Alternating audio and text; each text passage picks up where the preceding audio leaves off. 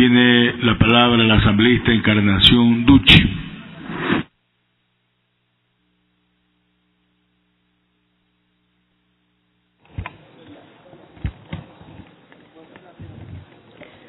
Muchas gracias, señor presidente. Muy buenos días, compañeros y compañeras asambleístas. Un saludo también a todos los medios de comunicación y a las redes sociales.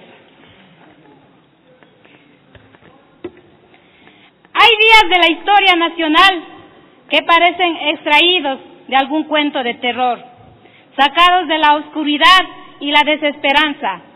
Días en que el sol se tiñe de rojo con la sangre inocente de los oprimidos. Días en que hasta la pupila se negaba a registrar la masacre y la amargura. Días en que la barbarie se consolidó como la expresión más salvaje de los dueños del poder. Los dueños absolutos de la verdad, los dueños absolutos de la patria, los dueños absolutos de la libertad. No voy a referirme a los pormenores que marcaron ese fatídico día en la ciudad de Guayaquil.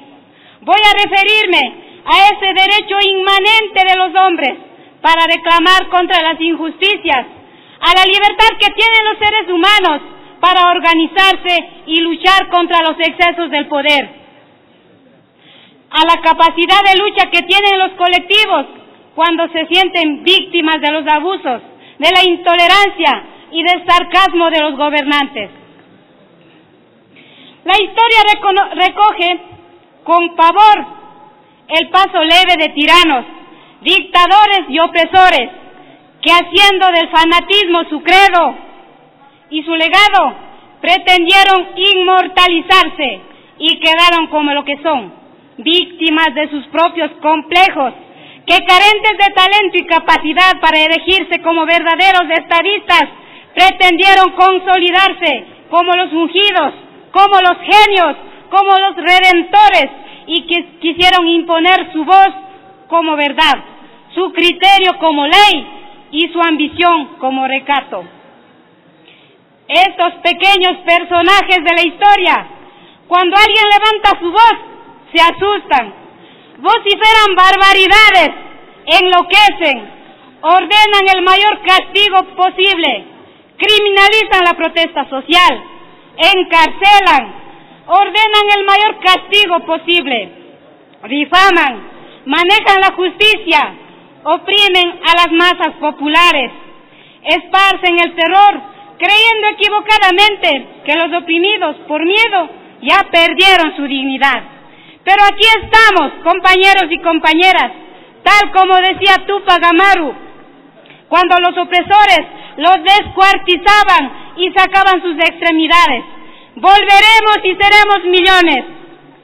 Y hoy somos millones de ecuatorianos que decimos, basta la mentira, basta la traición, basta tanta corrupción. Ciertamente, el 15 de noviembre de 1922, fueron muchos los cadáveres que tiñeron de rojo las aguas del río Guayas. Ciertamente, fueron muchas las cruces sobre el agua, que flotaron como saliente homenaje a los caídos. Fueron muchos los silencios que se escucharon. Este fue, a decir de los historiadores, el bautismo de fuego de la clase obrera ecuatoriana.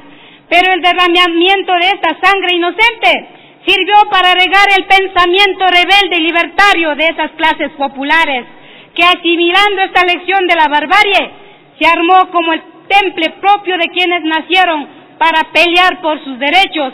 Y con esta sangre inocente hasta el día de hoy, el pueblo ecuatoriano pelea contra los tiranos, contra los totalitarismos, contra los embaucadores que han azotado al país. Desde ese fatídico día, los trabajadores comprendieron que la necesidad de consolidarse entre sí era importante. Asumieron nuevas estrategias para inmortalizarse en la historia, asumieron nuevos desafíos para imponerse contra las barbaries. Las lecciones de la historia son claras. Los grandes acontecimientos los hacen los pueblos.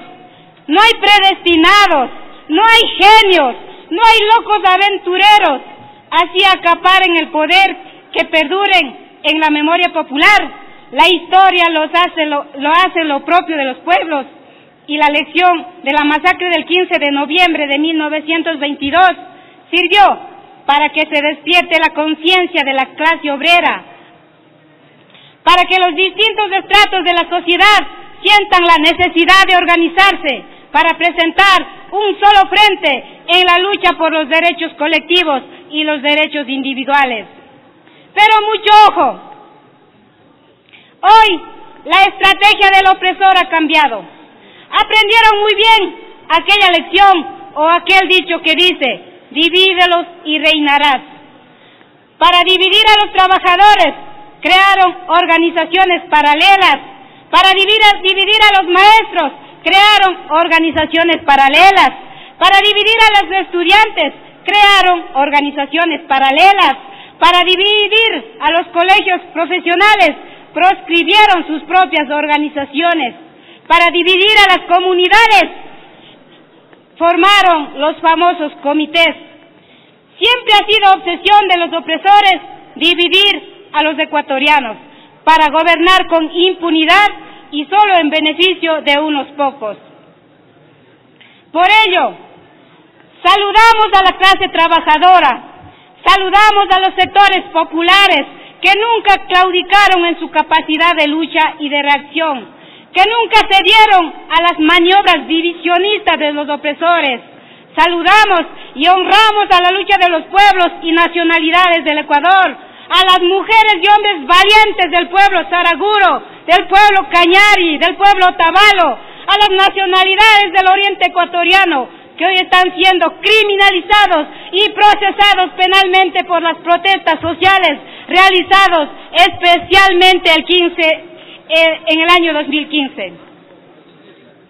Y mientras unos reniegan de su pasado, maldiciendo a los luchadores populares, en los momentos álgidos del combate popular, siempre nos llega a la memoria esa frase acuñada por el legendario obispo cuencano, Monseñor Luis Alberto Luna: benditas sean las piedras que se lanzan contra las injusticias.